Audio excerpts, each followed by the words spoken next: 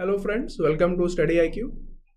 इस वीडियो में आपसे ये बात करूंगा कि आपकी ओवरऑल प्रिपरेशन स्ट्रेटजी क्या होनी चाहिए अगर आप गेट एग्जामिनेशन में अपीयर हो रहे हैं through electronics and communication engineering.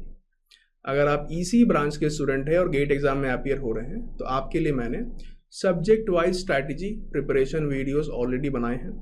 मैंने आपको हर सब्जेक्ट ऑफ इलेक्ट्रॉनिक्स जो कि गेट एग्जाम में पूछा जाता है, जैसे कि digital electronics, EDC plus analog, communication electronics engineering, signal system, control etcetera, हर सब्जेक्ट के ऊपर मैंने डिटेल वीडियो आपको दिया है कि हर सब्जेक्ट में आपको किन टॉपिक्स के ऊपर फोकस करना है, किन बुक्स को आप पढ़ सकते हैं, आपको किन बुक्स को कम पढ़ना है, किन टॉपिक्स को ज़्यादा प्रैक्टिस करनी है, etcetera etcetera. Individual video for each and every subject मैंने आपको दिया है। तो उस क्रम में आज ये लास्ट वीडियो है। इस वीडियो में आपसे ये बात करूंगा कि आपकी ओवरऑल प्रिपरेशन स्ट्रैटेजी क्या होनी चाहिए अगर आप इलेक्ट्रॉनिक्स एंड कम्युनिकेशन इंजीनियरिंग से गेट एग्जामिनेशन में अपीयर होने वाले हैं। तो ब्रॉडली जो मैं आपसे आज बातें करूंगा ये सभी ब्रांचेस के लिए एप्लीकेबल हैं, बट सिंस मैं खुद इलेक्ट्रॉनिक्स बैकग्राउंड का हूँ तो इसलिए मैं उसके ऊपर ज़्यादा फोकस करूँगा। ठीक है फ्रेंड्स, आगे बढ़ने से पहले let me introduce myself. I am Kunal Srivastava, All India Rank 1 UPSC Indian Engineering Service 2012 from Electronics branch, All India Rank 44 GATE 2013 Electronics. I have cleared many PSU exams like NTPC, BHEL, BARC etc.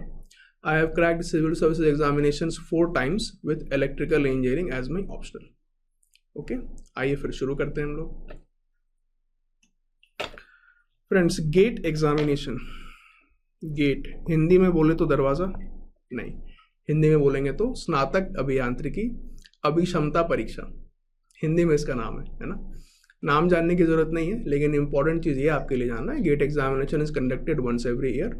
IISc Bangalore plus 7 IITs, जो पुराने वाले 7 IIT हैं, वो rotation basis पे examination को conduct कराते हैं। आपका पर्पस क्या है इस एग्जामिनेशन को देने का? Your aim is either to find admission in MTech in IISc Bangalore or in the IITs, or your aim is to find a job in reputed PSU organizations. आप लोग सुनते होंगे PSUs के बारे में, मिनी रत्न, नवरत्न, महारत्न, ऐसे कई सारे PSUs जो हैं गेट एग्जामिनेशन के स्कोर पे बेसिस पे आपको शॉर्टलिस्ट करेंगे फॉर रिक्रूटमेंट। ठीक है, तो अगर आप एक इंजीनियरिंग ग्रेजुएट हैं और आफ्टर BTech आपको क्या करना है इसके बारे में अगर आपने अपना माइंड मेकअप कर लिया है, that either you want to go for higher studies like in MTech, or if you have decided that you want to land a good government job in one of the reputed PSUs like NTPC, BHEL, IOCL etc., तो भी आपके लिए gate examination ही एकमात्र विकल्प है। ठीक है, कई सारे ऐसे बच्चे होते हैं जिनका कि bent of mind research oriented होता है, वो चाहते हैं रिसर्च करना, वो चाहते हैं आगे और पढ़ना, तो उनके लिए भी GATE examination is a very very good aspect. आप MTech में एडमिशन लीजिए और फर्दर अगर आप चाहें तो टीचिंग लाइन में भी इंटर कर सकते हैं। Okay, GATE 2022 timeline. Friends, GATE 2022 organize करने वाला आपका IIT खड़गपुर है ना, इसको शॉर्ट फॉर्म में कहते हैं IIT KGP। मैंने उसकी वेबसाइट से कुछ टाइमलाइंस लिए हैं, but I will request you all कि आप में से जो लोग इस फॉर्म को भरेंगे इन 2022 एग्जामिनेशन के लिए, वो लोग इस टाइमलाइन को प्लीज़ एडहियर कीजिएगा। ठीक है, टाइमलाइन में कहीं कोई स्लैक नहीं होना चाहिए आपसे, बिल्कुल फिक्स टाइम पे आप लोग एग्जामिनेशन के जो भी रिक्वायरमेंट्स हैं उनको पूरा कीजिए, and never ever wait for the last day. कई बच्चे ऐसा करते हैं कि वो लास्ट डे का वेट करते हैं एग्जामिनेशन में फॉर्म भरने के लिए, ये गलती आप लोग मत करिएगा। मैं ये भी नहीं कह रहा कि फर्स्ट डे ही फॉर्म भर दीजिए, बट हाँ, बीच में आपको लाइक 10 दिन 15 दिन के बाद आपको फॉर्म जरूर भर देना चाहिए। कलेक्ट योर रिक्वायर्ड डॉक्यूमेंट्स, उसमें बिल्कुल गलती मत करिएगा। जो डॉक्यूमेंट्स आपके पास रिक्वायर्ड है उनको कलेक्ट करिए, अपने पास रखिए। मैंने भी अपने पास अपने सारे ओरिजिनल डॉक्यूमेंट्स को लैमिनेट करके रखा था, सभी का जेरॉक्स कॉपी भी रखा था, उनको स्कैन करके भी अपने ड्राइव पे या आजकल डिजी लॉकर चला हुआ है उसके ऊपर सेव कर सकते हैं। It will help you in filling your examination details and your जो भी डॉक्यूमेंट्स वो लोग मांगते हैं। ओके, अब आइए फ्रेंड्स, हम लोग बात ये करते हैं कि how you should prepare. This is the major content for this video. इस कंटेंट में फ्रेंड्स मैंने अपना पूरा एक्सपीरियंस डाला है। ओके, मैंने यहाँ पे हर वो चीज़ डाली जिसको कि मैंने फॉलो किया हो, राइट। हर वो चीज़ जो कि मैंने सीखा हो दूसरों से, हर वो चीज़ जो मुझे लगी हो कि शायद मैं अगर ऐसा करता तो मेरी रैंक और बेटर होती या मेरी तैयारी और ज़्यादा बेटर होती, specially for GATE examination. Friends, आप जब भी प्रिपरेशन शुरू कर रहे हैं एग्जामिनेशन की, सबसे पहला काम आपको ये करना है कि आपको अपना एक स्वॉट एनालिसिस करना है। स्वॉट बोले तो S for strength, W for weakness, O for opportunity and T for threats. अब इसका मतलब क्या होता है? इसका मतलब ये होता है कि आपको आइडेंटिफाई करना है कि आपके मजबूत एरियाज कौन कौन से हैं। मजबूत एरिया का मतलब क्या हुआ? सिर्फ ये नहीं कि आप नेटवर्क थ्योरी सब्जेक्ट में बहुत स्ट्रांग हैं या फिर आप एनालॉग इलेक्ट्रॉनिक्स में बहुत स्ट्रांग हैं, नहीं, वो तो है ही आपका। इसके अलावा ये कि आपकी पर्सनालिटी की क्या स्ट्रेंथ है। अगर आपकी रैंक बहुत बेटर हुई गेट एग्जामिनेशन में तो किन कारणों से होगी बेटर, ये आपको आज जानना जरूरी है आपके लिए। Are you getting my point? You should be able to know yourself in a much better way. ठीक है, आप अपने पहले स्ट्रेंथ्स को जानिए, उसके बाद अपने वीकनेसेस को जानिए। आप खुद से पूछिए कि अगर आपकी रैंक खराब होती है गेट एग्जामिनेशन में तो उसके पीछे क्या क्या कारण होंगे। These are your weaknesses, plus आपके जो वीक सब्जेक्ट्स होंगे उनका भी नाम आप इसमें रख सकते हैं। मैं आपको बताऊंगा कि मैंने अपने लिए क्या स्ट्रेंथ और वीकनेस रखा था। ओके, अगला है आपका opportunity. Now what do you mean by opportunity? Opportunity का मतलब ये है कि आपके सामने क्या अवसर है। ऑफ कोर्स आपके सामने अवसर है गेट एग्जामिनेशन। मैंने अपने टाइम पे गेट एग्जामिनेशन के अलावा इंडियन इंजीनियरिंग सर्विस और PSUs के जो रिक्रूटमेंट एग्जाम्स होते हैं उनको भी अपॉर्चुनिटी में रखा था। लास्ट इज योर थ्रेट, कि किन किन वजहों से आपकी तैयारी बिल्कुल ही ख़राब हो सकती है, किन किन वजहों से आप अपनी तैयारी में प्रॉपर मोमेंटम लेकर नहीं आ सकते, या किन वजहों से आप एग्ज़ाम भी ना दे पाएँ। इसे कहते हैं थ्रेट। ठीक है, मैं आपको बताता हूँ कि मैंने अपने लिए क्या रखा था, सो दैट कि आपको आइडिया लग सके कि कैसे आपको अपना स्वॉट एनालिसिस करना है। अगेन, जो मैं आपको बताऊंगा वो मेरे लिए खुद का था, इसको आप कॉपी करेंगे तो कोई फ़ायदा नहीं होगा। आपको खुद से पूछना है, आपको खुद को जानना है कि आपके लिए क्या क्या स्ट्रेंथ्स वीकनेसेस वगैरह है। जैसे मैंने जब अपना स्वॉट एनालिसिस किया तो मैंने स्ट्रेंथ में रखा, मेरा ऐसा मानना है कि मेरी मेमोरी शार्प है। ठीक, ये मेरा सबसे पहला स्ट्रेंथ था मेरी नज़रों में। मैं ये नहीं कह रहा कि वाकई मेरी मेमोरी शार्प है, बट मेरी नज़रों में मेरा ऐसा मानना था कि मेरी मेमोरी अच्छी है। दूसरा, मैं बेसिक कॉन्सेप्ट्स को अप्लाई करने में स्ट्रांग मानता था अपने आप को, कि मुझे बहुत सारी चीज़ें याद नहीं रखनी है। मैं बेसिक कॉन्सेप्ट्स को अगर समझ जाऊंगा तो मैं उसको अप्लाई अच्छे तरीके से कर सकता हूँ। मैंने ये दो स्ट्रेंथ अपने लिए रखे थे कि मेरी मेमोरी शार्प है, मतलब मुझे चीज़ें याद रह सकती हैं, प्लस मेरे बेसिक कॉन्सेप्ट्स को ग्रास्प करने की पावर, ग्रास्प करने की क्षमता अच्छी है, तो मुझे हर चीज़ याद नहीं रखनी है। ठीक, मैं आज भी कई बार एग्जामिनेशन हॉल में भी अगर बैठूंगा ना तो मैं कई सारी चीज़ें वहीं डराइव कर लेता हूँ बैठे बैठे, क्योंकि मेरा बेसिक कॉन्सेप्ट अगर स्ट्रांग है तो डराइव करने में बहुत कम टाइम लगता है। बट अगेन, ये मेरे साथ है, ऐसे ज़रूरी नहीं किसी और के साथ हो। वीकनेस, वीकनेस वाला जो एरिया है, इससे मैंने खुद के लिए ये रखा कि मेरे लिए सबसे बड़ी वीकनेस है कि मैं कॉम्प्लेसेंट हूँ। अब देखिए इसका क्या मतलब होता है। इसका मतलब ये होता है, आपको थोड़ी सी सफलता मिल जाएगी, आपको लगेगा भाई मैं तो सबसे आगे हूँ, सबसे अच्छा हूँ। पर ये मेरी पर्सनल वीकनेस है, मैं आपके सामने उजागर कर रहा हूँ। मैं पब्लिकली इस बात को इसलिए बोल रहा हूँ ताकि आपको समझ में आए कि वीकनेस का मतलब क्या होता है। ये मेरी एक वीकनेस थी, आज भी है, लेकिन बहुत कम किया मैंने इस वीकनेस को। ठीक है, तो ये कॉम्प्लेसेंसी इन नेचर जो है, ये मेरी एक वीकनेस थी उस टाइम पे। ठीक, दूसरी वीकनेस ये थी कि मैंने बीटेक में कुछ भी नहीं पढ़ा था। फ्रेंड्स, ये एक ऐसी बात है जो कि आज मुझे बोलते हुए भी शर्मिंदगी होती है, जितनी शर्मिंदगी बीटेक करने के बाद थी, कि बीटेक में भी मैंने कुछ पढ़ाई नहीं करी थी। मेरे पॉइंटर्स बहुत कम थे। 65 लोगों के बैच में मेरी रैंक 61 या 62 होगी। बहुत मुश्किल से इंजीनियरिंग कंप्लीट कर पाया था। ऐसा कई लोगों के साथ होता है, I understand and I know. लेकिन मैं आपको अपने एग्जाम्पल से ये बताना चाहता हूँ कि ऐसा अगर आपके साथ हुआ है तो इसका मतलब ये नहीं कि it is the end of the world. Actual opportunities BTech करने के बाद खुलते हैं। ओके, तो मेरी सबसे बड़ी वीकनेस ये थी कि मैंने बीटेक में कुछ भी नहीं पढ़ा था। लेकिन पता है मैंने इस वीकनेस को अपने स्ट्रेंथ में कैसे टर्न किया, क्योंकि बीटेक में जो भी पढ़ा होता है लोगों ने ना, वो मोस्टली बुकिश नॉलेज होती है, उससे एग्जाम क्रैक नहीं होगा। जैसे आप लोगों ने देखा होगा कि जो लोग 10+2 में बुकिश नॉलेज ज़्यादा लेते हैं, उनसे IIT AIEEE के एग्जामिनेशन में बहुत अच्छी रैंक आए, उनके लिए थोड़ी मुश्किल तो होती है। लेकिन इसका मतलब ये नहीं है कि अपनी पढ़ाई को नेगलेक्ट करना है। इसका मतलब ये है कि दोनों एग्जाम्स डिफरेंट है, दोनों एग्जाम्स के रिक्वायरमेंट डिफरेंट होते हैं, ठीक है। तो मैंने इस चीज़ को कन्वर्ट किया अपने स्ट्रेंथ में कि मैं अभी बिल्कुल एक एम्प्टी जार जैसा हूँ। तो मेरे को जो भी मैं पढ़ूंगा ना, अगर उसको अच्छे से पढ़ूंगा तो मैं उसको ग्रैस्प कर सकता हूँ, और एग्जामिनेशन पॉइंट ऑफ व्यू से पढ़ूंगा तो दिमाग में बहुत स्पेस खाली है मेरे, कुछ पढ़ाई तो करी नहीं है 4 साल, तो वो सब कुछ दिमाग में फ्रेश होकर के बैठेगा और I will be able to clear examinations. मैं कॉन्सेप्ट्स को अच्छे तरीके से समझ सकता हूँ, ठीक है। तो मैंने अपनी तैयारी को एग्जामिनेशन ओरिएंटेड रखा। इस तरह से मैंने अपनी इस वीकनेस को कन्वर्ट किया स्ट्रेंथ में। कॉम्प्लेसेंसी के लिए मैंने ये सोचा कि मुझे अपने आप को हमेशा मोटिवेटेड रखना है, भले कुछ भी सफलता मिल जाए रुकना नहीं है, क्योंकि एम अल्टीमेट मेरा था Indian engineering service and GATE examination, इन दोनों में बहुत ही अच्छी रैंक लेकर के आना, फिर दोनों में जहां बेटर करियर प्रोस्पेक्ट लगे वहां पे जाना, okay. Opportunity, of course opportunity क्या आपके लिए गेट एग्जामिनेशन है, और क्या है आपके लिए इंडियन इंजीनियरिंग सर्विस का एग्जामिनेशन है। कोई और अगर पीएसयू वाला एग्जामिनेशन सेपरेट होते हो तो आपके लिए अपॉर्चुनिटी है। कई सारे ऐसे वेबसाइट्स हैं फ्रेंड्स जिसपे कि रेगुलरली अपडेट्स आते रहता है कोई भी गवर्नमेंट जॉब के नोटिफिकेशन का। सिमिलरली इंजीनियरिंग जॉब्स के नोटिफिकेशन के लिए भी सेपरेट वेबसाइट्स हैं।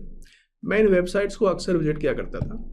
हमारे टाइम पे तो उतना स्मार्टफोन वगैरह था नहीं, तो इंटरनेट कैफे में जाकर के वेबसाइट को विजिट करना हफ्ते में एक बार, या कोई अगर फ्रेंड गया है तो उसने अपडेट कर दिया, तो वो सब मैंने अपने अपॉर्चुनिटी वाले पेज में लिखा करता था कि हाँ आज के रेट में इस कंपनी में या इस सरकारी पीएसयू में नौकरी आई, या एनपीसीआईएल हो गया जैसे, एयरपोर्ट अथॉरिटी ऑफ इंडिया हो गया जैसे, है ना। तो अपॉर्चुनिटी में उसको नोट कर दिया था, बट अल्टीमेटली एम था गेट और आईएएस एग्जामिनेशन, ओके।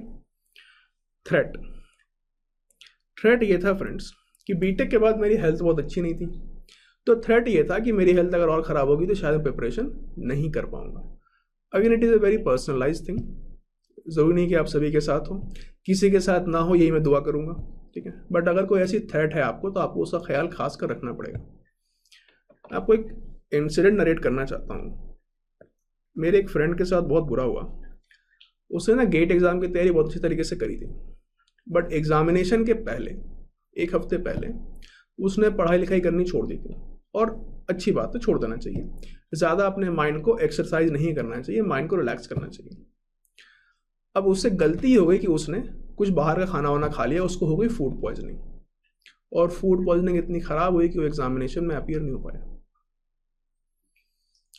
उसके साथ कोई हेल्थ इशू नहीं था, he was very fit healthy, but एक छोटी सी गलती की वजह से उसका एग्जामिनेशन का पूरा प्रॉस्पेक्ट धुल गया and he had to wait 1 complete year. मैं आपको इंसिडेंट इसलिए बता रहा हूँ कि कई बार ऐसे थ्रेट होते जो कि आपने सोचा नहीं होता लेकिन आपके साथ हो जाता है। तो मैं तो आपसे ये रिक्वेस्ट करूँगा कि एग्जामिनेशन से 1 हफ्ते पहले 2 हफ्ते पहले बाहर खाना बिल्कुल भी ना खाएं। कोई भी ऐसा रिस्क ना लें जिससे कि आपके एग्जामिनेशन में रत्ती भर भी फर्क पड़ता हो कि आपका एग्जामिनेशन खराब हो सके। इस चीज़ का आपको ध्यान रखना बहुत ज़रूरी है, खासकर अगर आप में से कोई अपने माँ बाप को छोड़ के, अपने शहर गांव को छोड़ के, अपने घर को छोड़ के तैयारी करने कहीं और आते हैं, दिल्ली आते हैं, बैंगलोर आते हैं, तो उनके लिए इशू ये होता है कि उनको बाहर का खाना वगैरह खाना पड़ता है। हेल्थ में इश्यूज उनके होते ही होते हैं, पोल्यूशन का लेवल ज़्यादा है। इस इशू को ज़्यादा ना बढ़ने दीजिए, नहीं तो ये आपके लिए वाकई बहुत बड़ा थ्रेट बन सकता है। ये सबके साथ नहीं होगा, सब पे बिजली एक साथ नहीं गिरती, लेकिन जिस पे गिरती है उसको पूरी तरह बर्बाद भी कर देती है ना। तो इस तरह का थ्रेट आप पहले सोच के रखिए, आपको इस तरह के थ्रेट से बिल्कुल बचना है, ठीक है, क्लियर है। तो फ्रेंड्स ये था मेरा स्वॉट एनालिसिस, और मैं रेकमेंड करूंगा कि आप सभी लोग अपनी प्रिपरेशन को शुरू करने से पहले अपना स्वॉट एनालिसिस खुद कीजिए। इसको करने का बेस्ट तरीका ये है कि सुबह उठिए शांत दिमाग से, कहीं पार्क वगैरह में जाइए, छत पे जाइए और खुद से आप सवाल पूछिए स्ट्रेंथ के लिए कि आपका सिलेक्शन अगर होगा अच्छी रैंक से तो क्या कारण होगा, वीकनेस के लिए अगर आपका सिलेक्शन नहीं होगा अच्छी रैंक से तो क्या कारण होगा। ठीक है फ्रेंड्स, आइए नेक्स्ट चलते हैं। अगला है आपका start with strong areas. Friends इस स्लाइड को मैंने इसलिए रखा है यहाँ पे बिकॉज स्टार्ट आप कैसे करते हैं इसको और बहुत सारी चीजें डिपेंड करती हैं। देखिए मैंने यहाँ पे एक कोट भी रखा है मार्क ट्वेन का, he is a well known philosopher. इन्होंने ये कहा कि the secret to getting ahead is getting started. जब आप शुरुआत ही नहीं करेंगे रेस में दौड़ना तो आप रेस जीतेंगे कैसे। और अगर आप यही सोचते रह जाएंगे कि रेस की परफेक्ट शुरुआत करूंगा तो आप कभी शुरुआत कर ही नहीं पाएंगे। Important thing is that you must start. आप स्टार्ट तो करिए, देखिए तो क्या होता है। अब यहाँ पे मैं आपको एक अपनी तरफ से पर्सनल सजेशन देना चाहता हूँ। सजेशन ये है कि that you should always start with your strong areas. हमेशा अपने स्ट्रॉन्ग एरिया में शुरुआत की ताकि आपकी स्टार्ट अच्छी हो। कहते हैं ना, इनिंग्स की स्टार्ट अगर अच्छी होगी तो शायद 50 मार ले बैट्समैन, 100 मार ले बैट्समैन, बट इनिंग्स की शुरुआत अगर ख़राब होगी तो जल्दी आउट होने के चांसेस ज़्यादा होते हैं। ऐसा लाइफ में भी होता है। यहाँ पे मैं आपसे रिक्वेस्ट ही करता हूँ, अगर पॉसिबल हो तो आप लोग गेट के मैथमेटिक्स पार्ट से ही शुरुआत करिए। ये काम मैंने भी किया था। मैथ्स के लिए मैंने आपको बुक्स का नाम बताया, क्रिस्जिंग एंड BS ग्रेवाल। बहुत डिटेल में पढ़ने की जरूरत नहीं है, लेकिन इंजीनियरिंग मैथमेटिक्स एक ऐसा सब्जेक्ट है, इसका सिलेबस बहुत ही कम है, इसमें स्कोर करना बहुत ही आसान है और इसमें ऑलमोस्ट हर कोई स्कोर करके आता है। अगर आप स्कोर नहीं करेंगे तो आपका लॉस हो जाएगा। ओके, तो always try to start with your strong areas और उसके बाद अपने वीक एरियाज के ऊपर जाइए ताकि आपकी स्टार्ट अच्छी हो, आपका कॉन्फिडेंस अच्छा हो, तो आपको लगे कि हाँ जब मैंने 50% ऑफ कोर्स कर लिया तो बाकी 50% भी कर ही लूँगा। और अगर स्टार्ट में आपका कॉन्फिडेंस बिल्डअप हो जाएगा ना फ्रेंड्स, तो आपको सिलेबस कंप्लीट करने में, एग्जामिनेशन प्रिपरेशन कंप्लीट करने में बहुत अच्छा लगेगा। आपको लगेगा yes I am on a roll, I am going with good speed. तो आप अच्छे से अपने सिलेबस को कंप्लीट करेंगे, आप उसमें और भी ज़्यादा इन्वॉल्व हो जाएंगे। जैसे इलेक्ट्रॉनिक्स में क्या होता है, यूजुअली कम्युनिकेशन इंजीनियरिंग या एनालॉग इलेक्ट्रॉनिक्स टफ माना जाता है। टफ माना जाता है इन सब्जेक्ट्स को बिकॉज जल्दी कॉन्सेप्ट समझ में नहीं आते हैं।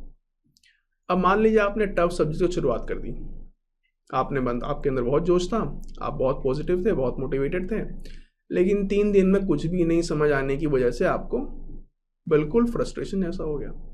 इस तरह की शुरुआत क्यों करनी है आपको? बिल्कुल मत करिए। You start with your strong areas ताकि आप जल्दी जल्दी सिलेबस को कंप्लीट कर सकें। मैंने क्या किया, मैंने सबसे पहले गेट मैथमेटिक्स का पार्ट को लिया, ईजीएस्ट पार्ट है, इसको सबसे पहले कंप्लीट किया। ऑफ कोर्स मैंने भी कंसल्ट किया था अपने फ्रेंड से, अपने सीनियर से, तब जाके मैंने अपनी स्ट्रैटेजी बनाई है।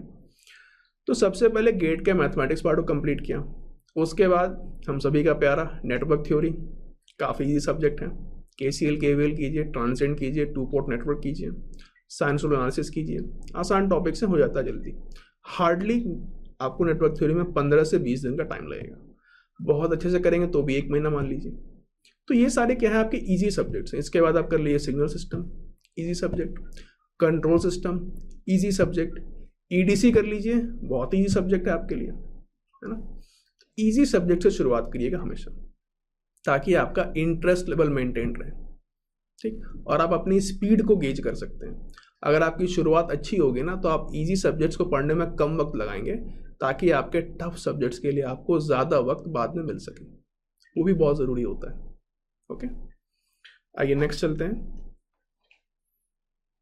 Make short notes, revise and shorten. ये पॉइंट फ्रेंड्स बहुत ही इंपॉर्टेंट है मेरे हिसाब से। ये एडवाइस मुझे एक मेरे फ्रेंड ने दिया, मैं उसका नाम भी लेना चाहता हूँ। विकास कुमार, IIIT इलाहाबाद में मेरा बैचमेट, और प्रशांत मीना मेरा रूममेट। इन दोनों ने मुझे एडवाइस किया कि शॉर्ट नोट्स बनाओ। ये उनको किसी और ने बोला, उन्होंने मुझे बोला, ठीक है। अब देखिए इसका मतलब क्या है। जैसे मान लीजिए कि आप एनालॉग इलेक्ट्रॉनिक्स पढ़ रहे हैं, ठीक, अब आपने उसमें BJT का टॉपिक लिया, ठीक, आपने BJT में स्मॉल सिग्नल एनालिसिस के लिए RPi मॉडल को स्टडी किया और आपने उसे कुछ न्यूमेरिकल सॉल्व किया। अब क्योंकि आप इसको पहली बार पढ़ रहे हैं तो सारा कॉन्सेप्ट एक साथ आपके माइंड में फिट होगा नहीं, होता है, इट्स वेरी नेचुरल, इसमें कोई शर्माने घबराने की बात नहीं है, इट इज़ वेरी नेचुरल। मेरे साथ भी हुआ था, बल्कि मेरे साथ तो और बुरा हुआ था, आगे ही बताऊंगा आपको। तो सारे कॉन्सेप्ट एक साथ माइंड में आपके आएंगे नहीं, तो आपको जो कॉन्सेप्ट क्लियरली समझ में नहीं आए, आपको जो कॉन्सेप्ट पे डाउट लगे, उन कॉन्सेप्ट्स को या उन पॉइंट्स को या उस डायग्राम को या वो जो भी चीज़ है, पॉइंट हो, नोट हो, डायग्राम हो, कोई भी चीज़ हो, आप उसको एक पीस ऑफ पेपर पे लिख लीजिए, ठीक। आगे बढ़िए, FET के ऊपर चलिए। मान लीजिए आपने FET में कोई पॉइंट ऐसा देखा जो कि आपको समझ में नहीं आ रहा, या आपको लगता है कि यार ये जो भी है इसको रटना तो पड़ेगा ना, मुझे समझ में नहीं आ रहा तो मैं क्या करूँ, रटना तो पड़ेगा, यही सत्य है, इसी पे क्वेश्चन आता है, तो आप उस पॉइंट को भी अपने शॉर्ट नोट्स में ऐड कर दीजिए। ऐसे करते करते अपना पूरा सब्जेक्ट पहले बार कंप्लीट कर लीजिए, ठीक। अब जब आपने ये काम कर लिया, आपका जो सब्जेक्ट है एनालॉग इलेक्ट्रॉनिक्स का, अब उसके 2 हिस्से हो गए। एक हिस्सा जो कि आपके माइंड में है, आपको समझ में आता है, आपको उसमें कोई ज़्यादा डाउट नहीं है, आपको कॉन्फिडेंस है, और एक हिस्सा वो जो कि आपको डाउट आता है, आपको पूरी तरह कॉन्फिडेंस नहीं है, आपको लगता है कि आप ऐसे क्वेश्चन ठीक से नहीं कर पाएंगे, तो वो वाला हिस्सा आपके सामने एक शॉर्ट नोट में फॉर्म में आ चुका है। एक पीस ऑफ पेपर या 3-4 पेज होंगे या 10 पेज मान लीजिए, जितने ही पेज हो उस पेजेस में आ चुका है। अब आपकी स्ट्रैटेजी क्या होनी चाहिए? आपकी स्ट्रैटेजी होनी चाहिए कि जो शॉर्ट नोट्स में आपके सामने टॉपिक्स, कॉन्सेप्ट्स, डायग्राम्स, पॉइंट्स आए हैं, इनको ज़्यादा रिवाइज करें, इनको बार बार रिवाइज करें। और ये जो शॉर्ट पीस ऑफ पेपर है ना आपका, इसको अपने बटुए में रखिए, अपनी जेब में रखिए। कभी बस में जा रहे हैं, मेट्रो में जा रहे हैं, निकाल के पढ़ना शुरू कर दीजिए। इससे क्या होगा कि आपके साथ हमेशा वो कॉन्सेप्ट्स हैं आपके पास अवेलेबल जो कि आपको समझ में नहीं आता। आपको जहां भी फ्री टाइम मिलेगा उस टाइम को इसके ऊपर इन्वेस्ट करिए। मैंने अपने टाइम में शॉर्ट नोट्स बनाए थे, हमेशा अपने पास रखा करता था मैं। लेकिन आजकल तो स्मार्टफोन अवेलेबल है, आप उसमें कोई माई नोट्स किसी तरह का कोई ऐप डाउनलोड कर लीजिए, उसमें आप उसको फोटो क्लिक करके डाल सकते हैं या लिख के डाल सकते हैं, आपको जैसे अच्छा लगे। इसका फ़ायदा क्या होता है फ्रेंड्स? इसका फ़ायदा ज़बरदस्त ये होता है कि आपका कोई भी टाइम वेस्ट नहीं जाएगा। मुझसे कई बार लोगों ने पूछा टॉप करने के बाद कि आप कितने घंटे पढ़ते थे। मेरा बिल्कुल स्ट्रेट रूटीन ये था कि मुझे किसी भी दिन not more than 6 to 7 hours की फिजिकल स्टडी करनी है। अब ध्यान दीजिए, फिजिकल स्टडी। फिजिकल स्टडी क्या होता है कि आप एक्चुअली में टेबल चेयर पे बैठ के या बेड पे बैठ के नोट्स बुक्स के सामने बैठ करके पढ़ रहे हैं। That is called as physical study. मैंने कभी एक दिन में 6 से 7 घंटे ज़्यादा कहीं तैयारी करी ही नहीं है, लेकिन ये फिजिकल स्टडी है। बाकी टाइम मैंने मेंटल स्टडी करी। अब ये मेंटल स्टडी क्या चीज़ होती है? मेंटल स्टडी का मतलब कि जो आपने पढ़ा है उसको रिकॉल करना या फिर इन शॉर्ट नोट्स को रिवाइज करना, ये कहलाता है मेंटल स्टडी। और ये मेंटल स्टडी जो है ना, ये बहुत ही ज़्यादा डिफरेंशिएटिंग फैक्टर्स होगी अगर आप प्रॉपरली अपनी रैंक को सिक्योर करना चाहते हैं तो। मैं बहुत बार देखता हूँ स्टूडेंट्स को फिजिकल स्टडी करते हैं, उसके बाद भूल जाते हैं, खेलने चले गए, घूमने फिरने चले गए, कुछ और काम करने लगे, भूल गए। Mental study is the must. आप कितने घंटे फिजिकली स्टडी करते हैं वो उतना इंपॉर्टेंट नहीं, इतना इंपॉर्टेंट है कि आप कितने घंटे मेंटल स्टडी करते हैं। मतलब आपकी स्टडी की पैटर्न इस तरह से हो जानी चाहिए कि अगर आपको नींद भी आ रही है, आप सपने में भी सर्किट को ही देख रहे हैं। थोड़ा ज़्यादा बोल रहा हूँ मैं, लेकिन आप समझ रहे होंगे कि मैं किस लेवल पे आपकी प्रिपरेशन के होने की बात कर रहा हूँ। You should be involved with the concepts that you are studying. You should be loving the concepts that you are studying. ठीक है, तो ये मेंटल स्टडी शॉर्ट नोट्स की रिक्वायरमेंट बहुत ज़्यादा है। अब देखिए, अगर आपने एक बार शॉर्ट नोट्स बना लिया, उसके बाद आप उसको रिवाइज करना शुरू करेंगे। हो सकता है कि कुछ बार रिवाइज करने के बाद आपके जो शॉर्ट नोट्स हैं उसमें से आपको कुछ पर्टिकुलर पॉइंट्स जो हैं वो पॉइंट्स आपको समझ में आ जाए। ठीक, अगर आपको समझ में आ गया तो उन पर्टिकुलर पॉइंट्स को अपने शॉर्ट नोट में से काट दीजिए। जो पॉइंट अभी तक डाउटफुल रह गया उसको रहने दीजिए। तो आप एक फ्रेश शॉर्ट नोट्स बना लीजिए अपने सब्जेक्ट के। तो आपका जो शॉर्ट नोट है वो शॉर्टर हो गया। ध्यान दीजिएगा, आपका शॉर्ट नोट शॉर्टर हो गया। उसको और शॉर्ट करिए, उसको शॉर्टर करते ही टिल द एग्जामिनेशन टाइम, ताकि आपको एग्जामिनेशन में ये पता हो कि आपके कौन कौन से टॉपिक आपको ये पता हो कि आपके कौन कौन से टॉपिक आपके लिए डाउटफुल हैं और कौन कौन से टॉपिक आपको रिवाइज अच्छे से करना है। ठीक है, आइए नेक्स्ट चलते हैं। You need to be patient for vast subjects.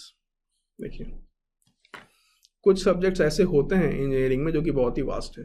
मैंने बोला ना, कम्युनिकेशन इंजीनियरिंग हो गया आपका, या फिर आपका एनालॉग इलेक्ट्रॉनिक्स हो गया। कुछ बच्चों को सिग्नल सिस्टम बहुत वास्ट लगता है। इस तरह के टॉपिक्स के लिए you need to be patient. क्यों? क्योंकि इन टॉपिक्स में देखिए आपको वक्त तो लगेगा। अगर आप इन टॉपिक्स के साथ शुरुआत करते हैं अपनी प्रिपरेशन की, तो आप शुरू में ही फ्रस्ट्रेट हो जाते हैं। ठीक है, लेकिन आपको फ्रस्ट्रेट नहीं होना, आपको शुरुआत करना है इजी सब्जेक्ट्स के साथ। जब आप ई सब्जेक्ट्स कंप्लीट करके आएंगे टफ टॉपिक्स की ओर, लेट अस से कि आप आगे कम्युनिकेशन इंजीनियरिंग की ओर, इनके लिए आपको पेशेंस रखने की बहुत आवश्यकता है। बहुत जल्दी गिव अप मत करिएगा। क्यों? क्योंकि जो टफ सब्जेक्ट है ना, इसके जो क्वेश्चन होते हैं वही प्रोड्यूस करते हैं difference between rankers and middle rankers and those who could not qualify. क्योंकि network theory, control system, signal system almost सभी लोग सॉल्व कर लेंगे, बट कितने लोग इलेक्ट्रॉनिक्स में, एनालॉग इलेक्ट्रॉनिक्स के सारे क्वेश्चन सॉल्व कर पाएंगे? कितने लोग कम्युनिकेशन इंजीनियरिंग में कॉन्स्टलेशन डायग्राम के सारे क्वेश्चन सॉल्व कर पाएंगे? इस तरह के जो टॉपिक, इसका पेशेंस रखने की बहुत आवश्यकता है। इसमें अगर वक्त लगता है तो लगने दीजिए। जैसे मैंने खुद कम्युनिकेशन इंजीनियरिंग में मुझे 1.5 महीने से ऊपर टाइम लगा था, मैंने लगने दिया क्योंकि पता था कि ये टॉपिक जो है टफ है, इसमें टाइम लगेगा। तो मैंने जो टाइम सेव किया पहले ई सब्जेक्ट्स को पढ़ के, लाइक नेटवर्क कंट्रोल वगैरह, जो टाइम बच गया मेरा वो यहाँ यूज हो गया। ठीक है, इस तरह का मिक्स एंड मैच करना आपको आना चाहिए। मैं ये नहीं कह रहा कि सभी के लिए नेटवर्क थ्योरी आसान होगा, कम्युनिकेशन ईजी होगा या टफ होगा। You have to decide for yourself, but broadly ऐसा होता है कम्युनिकेशन सबको टफ लगता है, एनालॉग इलेक्ट्रॉनिक सब लोगों को टफ लगता है। मुझे लगा था, एटलीस्ट मुझे तो लगा था, इसीलिए मैं आपको अपने एग्जाम्पल से ये चीज़ क्लियर कर रहा हूँ। ठीक है, तो always be patient for these vast kind of subjects. ठीक, वक्त लगता है, लगने दीजिए। एनालॉग पे 2 महीने लगते हैं, लगने दीजिए। आप नेटवर्क थ्योरी 15 दिन में कंप्लीट करिए, क्या दिक्कत है? ठीक है, so always be patient for the vast subjects. इसको बीच में कभी मत छोड़िएगा। कई बार लोग ये करते हैं कि एक वास्ट सब्जेक्ट ले लिया, उसको शुरुआत किया, शुरू में इंटरेस्ट आया तो ऑलमोस्ट 30-40% ऑफ सब्जेक्ट कंप्लीट कर लिया। उसके बाद जब इंटरेस्ट आना बंद हो जाता है तो फिर सब्जेक्ट को ही बीचों बीच छोड़ देते हैं और सोचते हैं कोई इजी सब्जेक्ट पहले कर लूँ। ऐसी गलती बिल्कुल नहीं करनी, दिस कैन बी डिजास्टर्स। जब सब्जेक्ट लिया है तो उसको कंप्लीट करना पड़ेगा, बीच में नहीं छोड़ना उसको। ठीक है, नंबर ऑफ बुक्स देखिए, you need to have 1 book for theory and 1 book for numericals. अगर आप कई सारे बुक्स पढ़ेंगे तो आप स्टडी की तरफ फ्रस्ट्रेट हो जाएंगे। आपको फ्रस्ट्रेट नहीं होना, आपको गुस्सा नहीं होना, आपको दुखी नहीं होना है। आपको एक ही बुक बार बार पढ़ना है, आपको एक ही बुक बार बार पढ़ना है। आपको हर सब्जेक्ट के लिए कौन सी बुक्स अवेलेबल है मार्केट में, कौन कौन सी बुक मैंने फॉलो करी, कौन कौन सी बुक्स यूजुअली लोग फॉलो करते हैं, मैंने इस पर डिटेल वीडियो आपको दिया है पर सब्जेक्ट वाइज। जैसे इलेक्ट्रोमैग्नेटिक थ्योरी के लिए मैंने खुद साडिको बुक को फॉलो किया और शॉम सीरीज को यूज किया। मैं तो ये भी कहता हूँ कि Sadiku book alone is more than sufficient for you.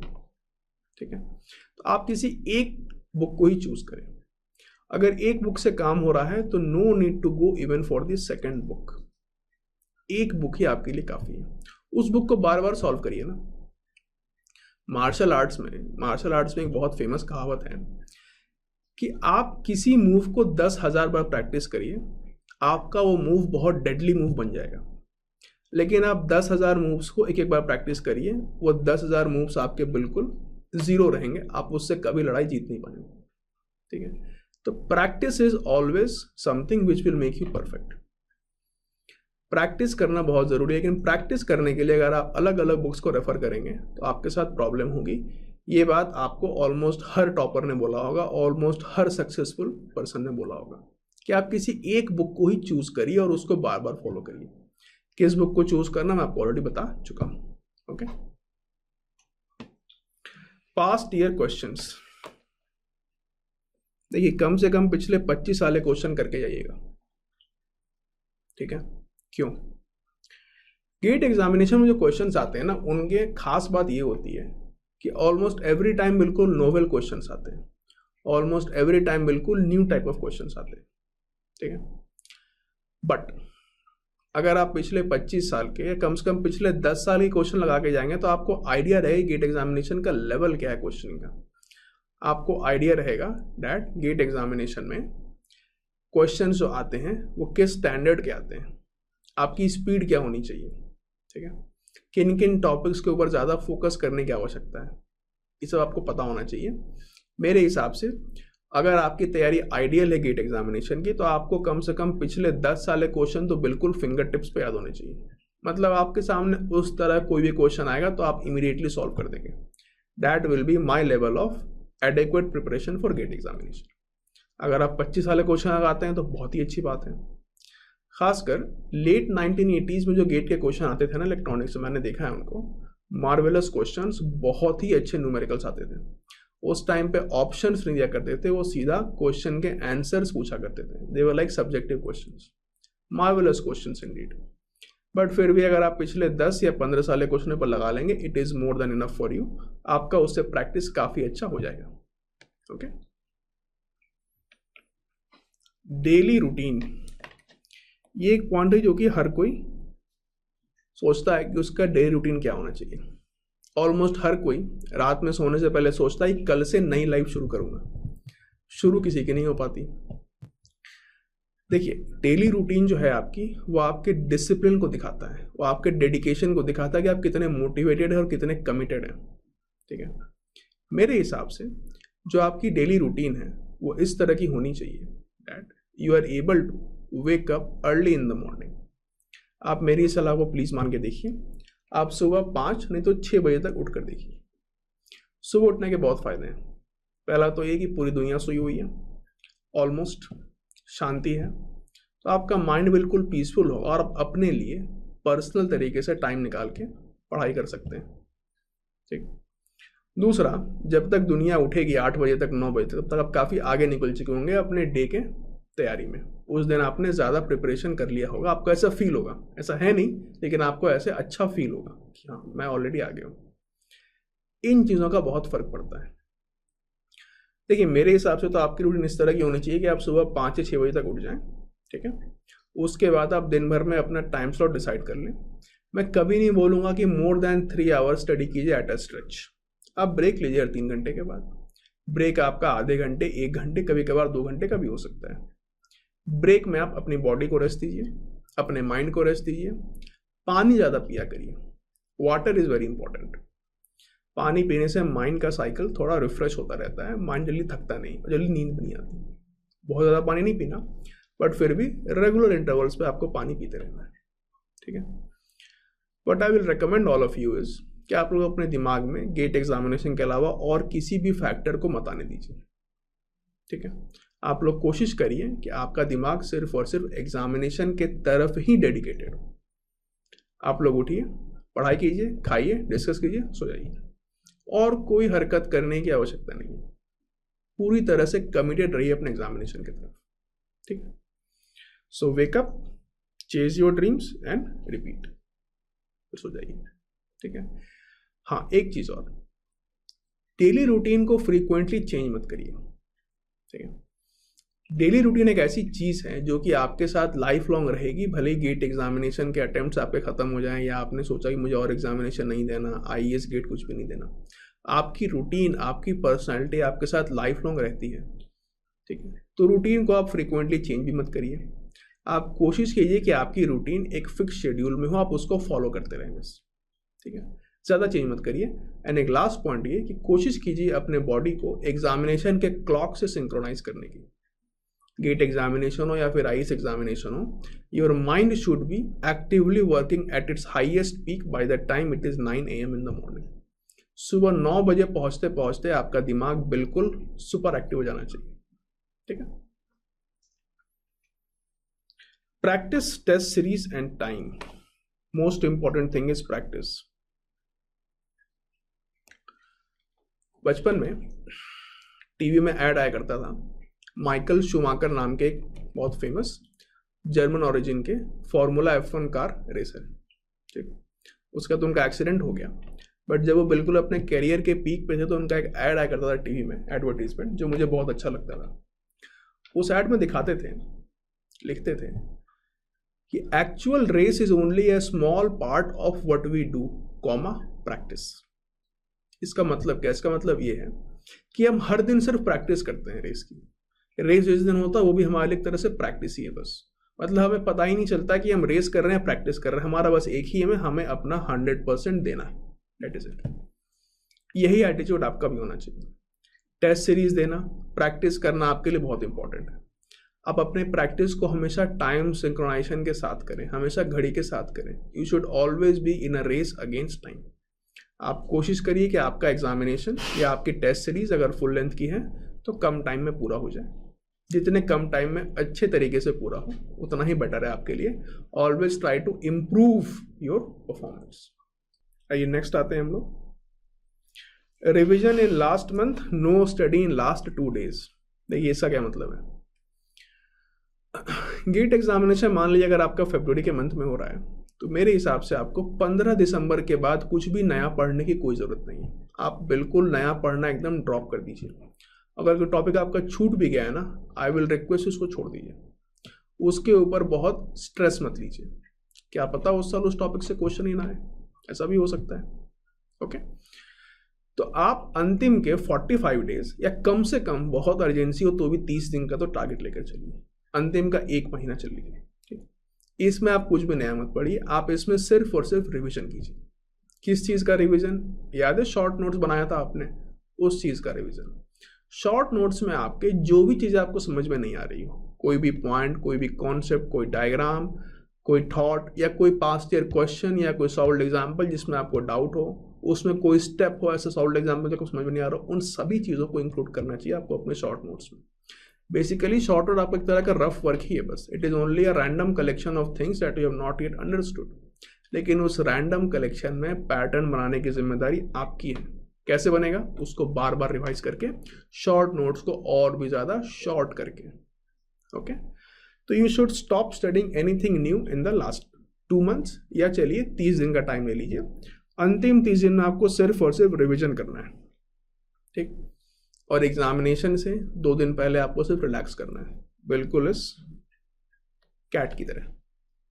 Tom and Jerry देखा हुआ आप लोगों ने, बिल्कुल रिलैक्स करना है इसकी तरह, ठीक है। आपको बिल्कुल आराम से रेस्ट लेना है, आपको ऐसा कुछ भी नहीं करना जिससे कि आपका मेंटल पीस डिस्टर्ब हो। अगर आपको अच्छा लगता है गाने सुनना, आप गाने सुनिए, खाना खाइए, मूवी देखिए, टाइम पे सो जाइए, कोशिश करिए टाइम पे उठ जा रहे हैं आप, है ना। चेक कर लीजिए आपके पास सारे डॉक्यूमेंट्स, प्रिंट आउट्स वगैरह सब प्रॉपर हैं, पेन पेंसिल जो भी लेके जाना सब कुछ प्रॉपर है। ये एडवाइस आपको किसी भी एग्जामिनेशन में हमेशा काम आएगा। लास्ट 2 दिन तो आपको बिल्कुल रिलैक्स करना चाहिए, हो सके तो कहीं आसपास घूमने फिरने चले जाइए, कोशिश कीजिए कि दिन का ज़्यादातर वक्त किसी पार्क में बैठ के बिताएं, अच्छा लगेगा आपको एग्जामिनेशन के दिन। Okay, finally friends, your values for success. किन मूल्यों की आवश्यकता अगर आपको सफलता चाहिए तो? सबसे पहले, never say that it is impossible, always say it is possible. कभी भी गिव अप मत करिएगा आप, always be committed, always be dedicated, always be motivated, ठीक है। दूसरा, always work hard in silence, ताकि आपकी सक्सेस ज़्यादा शोर मचाए। कोई ज़रूरत नहीं है आपको हमेशा किसी और को प्रूव करने की कि मैं तुमसे ज़्यादा जानता हूँ या मैं तुमसे कम जानता हूँ या ऐसा कुछ भी। आप कंपटीशन को अपने माइंड में रखिए कि हाँ, वो मेरे से बेटर परफॉर्म करता है, मुझे एक दिन उससे भी आगे निकलना है, और कोशिश कीजिए और शांति तरीके से कोशिश कीजिए। कोई ज़रूरत नहीं है आपको ज़्यादा लोगों से दोस्ती करने की। एक तो कई बार ऐसा होता है कि जब आप तैयारी करना शुरू करते हैं तो कई सारे नए दोस्त बन जाते हैं, इसको अवॉइड कीजिए, ठीक है। 2-3 अच्छे दोस्त बहुत है। मैंने आपको अपने 2 दोस्तों के नाम भी बताए, दोनों बहुत ही सिंसियर हैं, दोनों ने बहुत ही हेल्प करी मेरी, मैंने भी उन्हें काफ़ी हेल्प करी। आपको भी अगर 1-2 अच्छे दोस्त मिल जाए जो कि सिंसियर हो सकता है बहुत शार्प ना भी हो पढ़ने में, हो सकता है कि आपको देख के लग जाए कि यार इनका तो शायद सिलेक्शन भी ना होगा, कोई बात नहीं, सिंसियर तो हैं, आपको हेल्प तो कर सकते हैं। ऐसे दोस्त ज़्यादा काम आएंगे आपके कंपेयर टू दोस्त जो कि आपका यूज़ करेंगे या फिर आपका टाइम वेस्ट करेंगे। बिल्कुल दूर रहिएगा आर्टिफिशियल लोगों से। अच्छा, एक और चीज़, जब आप तैयारी करने जाएंगे, हो सकता है अपने घर से दूर रह रहे हो आप, हो सकता है आप किसी ऐसे एरिया में रह रहे हो जहाँ पर कि बहुत सारे लड़के लड़कियाँ रह के तैयारी करते हैं एग्जामिनेशन की, तो वहाँ अलग अलग किस्म के लैंडलॉर्ड्स होते हैं। इन लोगों से बिल्कुल दूर रहने की आवश्यकता है आपको। आप रेंट देते हैं, इनसे दूर रहिए, सिर्फ रेंट देते वक्त इनको पैसे देने और कुछ नहीं करना। मुझे आज भी याद है कि मेरी एक बार झड़प हो गई थी अपने लैंडलॉर्ड से। मैंने कुछ नहीं बोला क्योंकि मेरा एग्जामिनेशन था, मैंने कुछ नहीं बोला। एग्जामिनेशन हो गया, घर खाली गया, चला गया, कोई मतलब नहीं उससे। बिल्कुल आप इनडिफरेंट रहेंगे अपने आसपास हर उस थर्ड पर्सन से जो कि आप पे किसी भी काम का नहीं आ सकता। आप, आपकी फैमिली और आपके 1-2 दोस्त, यही आपकी दुनिया है। इसके अलावा दुनिया आपकी बुक्स है, आपके नोट्स है, उसके ऊपर फोकस रखिएगा, ठीक। Don't stop when you are tired, stop when you are done. आप समझ रहे होंगे इसका मतलब क्या है। गिव अप नहीं करना है आपको। अगर आपने ठान लिया है गेट एग्जामिनेशन निकालना है तो निकालना है। Don't get tired, always try to finish your daily targets. मैं हमेशा अपने लिए डेली टारगेट्स रखा करता था कि हाँ, आज सुबह उठाऊं, आज दिन भर में मुझे इतने टॉपिक्स कंप्लीट करने, इतने टॉपिक्स को रिवाइज करना। जब आप अपना डेली टारगेट्स पूरा करने लगेंगे ना ऑन अ डेली बेसिस, आपका कॉन्फिडेंस बिल्कुल आसमान छूने लगेगा। आपको लगेगा यस, एग्जामिनेशन तो कुछ भी नहीं है, ठीक है, इस चीज़ का ध्यान रखिए कि आपको अपने डेली टारगेट्स भी पूरे करने हैं। अगर आप शुरू में डेली टारगेट्स नहीं पूरे कर पा रहे, कोई बात नहीं, आप वीकली टारगेट्स बना लीजिए। अगर आपसे वीकली भी नहीं हो पा रहा, आप मंथली टारगेट्स बना लीजिए। बट आगे चल के मंथली को वीकली, वीकली को डेली में कन्वर्ट जरूर कीजिएगा। मैंने भी शुरू में अपने लिए मंथली टारगेट्स ही बनाए थे, फिर बाद में वीकली हो गया, बाद में डेली हो गया। Okay, how to stay motivated, ये सवाल कई लोग पूछते हैं मेरे से कि सर मोटिवेशन का लेवल कैसे मेंटेन करके रखें। देखिए, मोटिवेशन कोई ऐसी चीज़ नहीं जो कि आपको हर दिन चाहिए। अगर आपको हर दिन मोटिवेशन चाहिए, इसका मतलब कि आप मोटिवेटेड बिल्कुल भी नहीं है। हर दिन वीडियोस देखना, हर दिन सक्सेस स्टोरी सुनना, ये सब तो टाइम वेस्ट हो जाएगा आपका। That is not motivation. अगर ऐसा हो रहा है आपके साथ, तो आपके अंदर मोटिवेशन नाम की कोई चीज़ है ही नहीं। The best motivation is the one which comes from inside. The best motivation is self motivation. ठीक है, always remember why you started. मैं आपको अपने बारे में बात बताता हूँ। जब मैं घर से चला था तैयारी करने के लिए ईएस गेट की, तो मैंने अपने पापा से कुछ पैसे लिए थे खर्चा वगैरह, रेंट वगैरह के लिए अगले 1 साल का। मैंने उस वक्त खुद अपने अंदर कसम खाई थी कि आज के बाद में और पैसे नहीं लूँगा अपने पापा से, चाहे कुछ भी हो जाए, चाहे कुछ भी हो जाए। मैंने देख लिया था कि मेरे लिए 1 साल का खर्चा मुझे मिल चुका है, मुझे इसमें ही जो करना है मैं करूँगा। ठीक, और मैंने अपने मम्मी पापा की एक फ़ोटो खींच ली। उस वक्त तो स्मार्टफोन्स थे नहीं, 2011-12 की बात है ये। N73 था मेरे पास, नोकिया का, उस ज़माने का अच्छा फ़ोन माना जाता था। मैंने एक फ़ोटो खींच ली बस। मेरे लिए वो photo he source of motivation रहा पूरे प्रिपरेशन के लिए।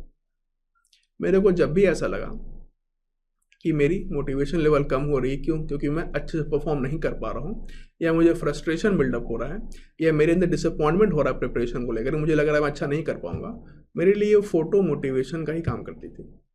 उस फोटो को मैं देखता था और ये सोचता था कि मान लो कि मेरा अगर सिलेक्शन नहीं हुआ और जब मैं घर जाऊंगा तो इन्हीं दोनों लोगों के आंखों में आंसू होंगे, यही दोनों लोग दुखी होंगे। अच्छी बात नहीं है। और अगर मान लो कि मेरा सिलेक्शन होता है अच्छी रैंक के साथ और फिर मैं घर जाऊंगा, यही दोनों लोग कितना खुश होंगे, बहुत अच्छी बात है। इस तरह से अपने आप को मोटिवेट कर सकते हैं। Always remember why you started. मैंने स्टार्ट इसलिए किया क्योंकि मुझे एक जॉब चाहिए थी। घर का लड़का, बड़ा लड़का और अकेला लड़का, जॉब लेना ज़रूरी है। बीटेक में पढ़ाई नहीं करी, कोई बात नहीं, अभी एक मौका है, अच्छे से करना है। ये मेरे लिए मोटिवेशन का लेवल था। और मॉम डैड की फ़ोटो ऑलवेज मेरे काम आती थी। आपके लिए हो सकता है कोई और सोर्स ऑफ मोटिवेशन का, बिल्कुल हो सकता है। आप उस सोर्स को कभी जाने मत दीजिए अपने से दूर। वही सोर्स आपका पक्का दोस्त है जो कि आपको through out the journey of preparation guide करेगा, थ्रू आउट द जर्नी आपको मोटिवेट करेगा। Okay, recall your parents when you left for preparation. ये मैंने आपको बताया अपने बारे में, ये मेरे लिए पर्सनलाइज सोर्स ऑफ मोटिवेशन था। Talk to sincere friends, play combats and be competitive, always fix your benchmarks. ये एक प्रैक्टिकल तरीका आपको मोटिवेशन लेवल मेंटेन करके रखने का। पेरेंट्स की याद रखना या आपने क्यों शुरू किया इसको याद करना, ये तो एक आपके अंदर की बात है, लेकिन आप डेली लेवल पे कैसे खुद को मोटिवेटेड रख सकते हैं, उसके लिए ज़रूरी ये है कि आपके पास 1-2 सिंसियर फ्रेंड्स होने चाहिए और आप उनके साथ फ्रेंडली कंपटीशन करिए। मैंने आपको नाम बताया अपने दोस्तों का। मेरे को जब भी ऐसा लगता था कि मेरी प्रिपरेशन ठीक नहीं हो रही, मैं इनको बोल रहा था कि आओ आज कुछ पास्ट ईयर क्वेश्चन सॉल्व करते हैं, और दोनों आते थे। जब इन दोनों को लगता था, किसी को लगता था इनकी प्रिपरेशन ठीक नहीं रही, मुझे बुलाया करते थे। हम लोग बैठ के पास्ट ईयर क्वेश्चन सॉल्व किया करते थे, खुद ही एक साथ बुक खोला, पास्ट ईयर क्वेश्चन सॉल्व करने लगे और देखा कि हम में से पहले कौन सॉल्व करता है, बेटर कौन सॉल्व करता है। इस तरह के जो फ्रेंडली कॉम्बैट्स होते हैं ना, इससे आपका मोटिवेशन लेवल बना रहेगा। क्यों? क्योंकि आपसे ये एक्सेप्ट ही नहीं होगा कि जो फ्रेंड आपके साथ तैयारी कर रहा है, आपके साथ तैयारी शुरू करी, वो आपसे बेहतर तरीके से आपसे ज़्यादा क्वेश्चन सॉल्व कर ले। ये ह्यूमन नेचर है और ऐसा होना भी चाहिए। दैट इज़ वाई आपके अंदर एक कॉम्पिटिटिव स्पिरिट नाम की चीज़ होती है। ठीक है, अगर आप इस तरह से करेंगे तो आप देखेंगे कि आपके अंदर मोटिवेशन का लेवल मेंटेन रहेगा। ठीक, और जो क्वेश्चन आपका फ्रेंड सॉल्व कर लेगा ना और आपसे सॉल्व नहीं होगा, वो क्वेश्चन दोबारा आएगा तो आप जरूर उसको सॉल्व करेंगे। वैसे क्वेश्चन में आपसे गलती नहीं होगी फिर। ओके, नेक्स्ट आइए, listen to motivational stories, imagine your future life. ये भी एक तरीका है। मान लीजिए कि आपको बहुत ही ख़राब लग रहा है, आप बहुत ही लो फील कर रहे हैं, जैसे मेरे साथ हुआ था। इंजीनियरिंग सर्विस का तो रिटन एग्जामिनेशन हो गया, हमारे टाइम पे प्रीलिम्स और मेन एक साथ हुआ करता था और कंबाइंड रिजल्ट आने के बाद इंटरव्यू के लिए कॉल होता था। तो रिटन एग्जामिनेशन हो गया, उसके बाद गेट 2013 की तैयारी कर रहा हूँ। बीच में 1-2 PSUs में मेरा सिलेक्शन नहीं हुआ था, मुझे बहुत ख़राब लगा था, बहुत ज़्यादा लो फील कर रहा था मैं, क्योंकि ES का तो एग्ज़ाम जस्ट हुआ था, रिजल्ट तो पता नहीं 1 साल बाद आने वाला था उसका, गेट एग्ज़ाम आने में 6-7 महीने का टाइम बाकी था। इस बीच में 1-2 PSU में सिलेक्शन नहीं हुआ मेरा, मुझे बहुत ख़राब लगा। मैंने उस टाइम पे ये किया कि मैंने अपने दोस्तों से बातचीत करनी शुरू करी कि भाई कैसे प्रिपरेशन को कंटिन्यू करके रखा जाए, क्योंकि ES एग्ज़ाम देखो अच्छा तो हो गया था, ठीक, गेट एग्ज़ाम आने में थोड़ा वक्त बाकी है अभी। इस बीच के टाइम में कैसे प्रिपरेशन में मोटिवेशन लेवल को मेंटेन करके रखा जाए। Here your friends will be of your best help. Sincere friends आपका वाकई में सबसे ज़्यादा हेल्प कर पाएंगे, ठीक है। हम लोगों ने कुछ एक मोटिवेशनल मूवीज़ भी देखे, थोड़ा मूड चेंज हुआ, थोड़ा मूड अच्छा हुआ, फिर धीरे धीरे करते करते वापस ट्रैक पे आ गया। मान लीजिए कि आपके साथ में कोई ऐसा कुछ हो जाता है लाइफ में कि आपको सोचने लगता है कि अब बस मेरे से तैयारी हो नहीं सकती, अब बहुत हो गया, आई एम थॉरली डिमोटिवेटेड, अब मेरे से और तैयारी पॉसिबल ही नहीं है। ऐसा हो सकता है, भगवान न करे ऐसा हो, लेकिन ऐसा हो सकता है। मान लीजिए अगर ऐसा हो जाता है ना, और आपको लगता है कि अब बस अब और हो नहीं सकता मेरे से, आप 2-3 दिन का ब्रेक ले लीजिए, कुछ सिंसियर फ्रेंड्स, अच्छे फ्रेंड से बातचीत करिए, उनसे मिलिए जुलिए, हो सकता है तो कहीं घूमने चले जाइए, कोई मूवी देख लीजिए, या फिर घर पे बातचीत कीजिए, घर होकर आ जाइए। जब आप लौट कर आएंगे ना इन चीज़ों से, आपका ब्रेक पूरा हो जाएगा, आपका मूड तब तक कम से कम नॉर्मल तो हो ही चुका होगा। उसके बाद धीरे धीरे कोशिश कीजिए, 1 हफ्ते के अंदर आपकी प्रिपरेशन फिर से वापस फुल स्विंग पे आ जाएगी। बट गिव अप नहीं करना है, don't be afraid of standing still, ठीक है। आप कभी भी घबराइए मत कि आपसे 2-3 दिन बिल्कुल पढ़ाई नहीं हुई। आप ये देखिए कि 2-3 दिन अगर पढ़ाई नहीं हुई तो अगर ब्रेक ले लेता हूँ तो हो सकता है कि 3-4 दिनों के बाद मेरी पढ़ाई और अच्छी हो जाएगी, ओके। इस चीज़ का हमेशा ध्यान रखिएगा, ओके। आइए नेक्स्ट आते हैं, माई टिप्स। फाइनली मैं आपको क्या एडवाइस देना चाहता हूँ। वैसे मैंने आप लोगों को ऑलरेडी बहुत सारे एडवाइस दे चुका हूँ, मैं आपको ऑलरेडी बहुत सारे सजेशंस दे चुका हूँ, लेकिन फाइनली कुछ एक ऐसे पॉइंट्स है जो कि मैं आपको बताना चाहता हूँ। सबसे पहला पॉइंट ये है कि स्टार्ट विथ इजी सब्जेक्ट। हमेशा मैंने गेट मैथ से शुरुआत करी, फिर नेटवर्क थ्योरी पे गया, फिर control system, signal system and so on. आप चाहें तो गेट मैथमेटिक्स से शुरुआत कर लीजिएगा, उसके बाद आपको जो भी इजी सब्जेक्ट्स लगते हैं पहले उनको कंप्लीट करिएगा, ठीक है। लेकिन इसका मतलब ये नहीं है कि आपके पास लॉन्ग टर्म प्लान नहीं हो। आपको अपने पूरे आगे आने वाले 1 साल का, यानी गेट एग्जामिनेशन जो आप देने वाले हैं उस तक की प्लानिंग करनी है। जैसे इस मंथ में नेटवर्क थ्योरी, अगले मंथ में कंट्रोल सिस्टम, उसके अगले मंथ में सिग्नल सिस्टम, फिर अगले 2 महीने में EDC प्लस एनालॉग, अगले 1.5 महीने में कम्युनिकेशन, फिर हाफ मंथ में मैथ्स वगैरह। इस तरह से आप अपनी प्लानिंग जरूर कर लीजिएगा। Always plan your whole year in advance, ये आपके लिए बहुत जरूरी है, ठीक है। क्लासेस अगर आप करते हैं ऑनलाइन ऑफलाइन जैसी भी हो, या अगर आप कहीं से कुछ सीख रहे हैं, किसी टीचर से, किसी फ्रेंड से, या अगर आपने कोई सेल्फ स्टडी भी अगर करा है, तो कर लेने के बाद, वो कर लेने के बाद जब आप ब्रेक लेते हैं ना, तो थोड़ा मेंटल स्टडी करिए। कैसे? एक बहुत इफेक्टिव टेक्निक है, आप पढ़ाई करके जब उठते हैं उसके बाद पानी वानी पीजिए, 2-3 मिनट टहल लीजिए, उसके बाद अपनी आंखों को बंद करिए और जरा याद करिए कि आपने क्या पढ़ा, कितना पढ़ा और कैसे पढ़ा। देखिए आपने क्या कॉन्सेप्ट सीखा, और जरा खुद से पूछ के देखिए कि क्या मैंने इतना कुछ सीखा है, क्या मैं वो सब कुछ रिकॉल कर पा रहा हूँ क्या अभी। हो सकता है कि पहली बार में आपसे हार्डली 30-40% चीज़ें ही रिकॉल हो, फिर करके देखिए, अगले बार 60% होगा, अगले बार 80% होगा, और आप देखिए कुछ दिनों बाद 100% रिकॉल करने की क्षमता आपके अंदर आ जाएगी। That will develop you like anything. ये चीज़ अगर आपके अंदर आ गई, इसका मतलब आपकी मेमोरी बहुत शार्प हो गई है, ठीक है। ये चीज़ ज़रूर करके देखिएगा, it will help you immensely, ठीक। Make short notes, revise and further shorten. मैंने आपको बताया शॉर्ट नोट्स को और भी ज़्यादा शॉर्ट करिए। Fix your benchmarks and never fall below. ये काम मैंने किया था। आप लोग टेस्ट सीरीज देते होंगे, देना भी चाहिए, बहुत अच्छी बात है, अच्छे से दीजिए, लेकिन किसी अच्छे जगह की टेस्ट सीरीज दीजिए, ये नहीं कि कहीं भी जाकर टेस्ट सीरीज देने लगे। मैं कई बार बोलता हूँ कि प्रैक्टिस बुक्स के नाम पे मार्केट में कई सारे ऐसे बुक्स अवेलेबल हैं, मैं नाम तो नहीं लूँगा, लेकिन बहुत ही सब स्टैंडर्ड है। हर क्वेश्चन में कुछ ना कुछ एरर है या फालतू के क्वेश्चन पूछ रखे जिनका गेट से कोई रिलेवेंस नहीं है। गेट के लेवल के क्वेश्चंस, गेट के सिलेबस के क्वेश्चंस और गेट के तरह पूछे गए क्वेश्चंस का क्वेश्चन बैंक का मार्केट में अभाव है। ऐसे क्वेश्चन बैंक है नहीं मार्केट में, बट स्टिल जो भी है ना मार्केट में, अब उसमें जो भी बेस्ट मानते हैं आप उसको लीजिए। आप लोग समझ रहे होंगे बेस्ट क्या है, ठीक? नहीं जान रहे दोस्तों से पूछिए, मार्केट में शॉपकीपर से पूछिए, आपको बता देगा। किसी एक क्वेश्चन बैंक को ले लीजिए, उसको बार बार प्रैक्टिस करिए, बट अपने बेंचमार्क्स को आप फिक्स कर दीजिए। जैसे टेस्ट सीरीज में कभी भी मेरे पास 100 मार्क्स में से 80 के नीचे नहीं आएगा, अगर आएगा तो अगली बार मैं 90 स्कोर करूंगा। ये आपका एटीट्यूड होना चाहिए। अपना बेंचमार्क आप पहले तो फिक्स कर लीजिए कि इसके नीचे नहीं। या तो आप मार्क्स के टर्म में बेंचमार्क को फिक्स कर सकते हैं, या फिर अगर आप 2-3 दोस्तों का ग्रुप है आप उसमें फिक्स कर लीजिए कि हाँ हम तीनों का टेस्ट देंगे तो हम तीनों के इतने इतने मार्क्स के रेंज में आते हैं, इससे बेटर ही अगले बार आना चाहिए। ये बहुत ज़रूरी है। फ्रेंडली कॉम्बैट्स ये बहुत ज़रूरी है, इसके ऊपर ज़रूर फोकस करिएगा। Always be competitive and feel that you are the best. दुनिया कुछ भी कहे, आपकी नज़रों में आप बेस्ट हैं, आपको ये मान के चलना है कि मैं बेस्ट हूँ, मैं अपने आप को बेस्ट प्रूव करूँगा। इसके लिए आपको अग्रेसिव होने की ज़रूरत नहीं है। अग्रेसिव होने को मैं नहीं कह रहा हूँ, मैं बस बोल रहा हूँ आपको असर्टिव होने के लिए।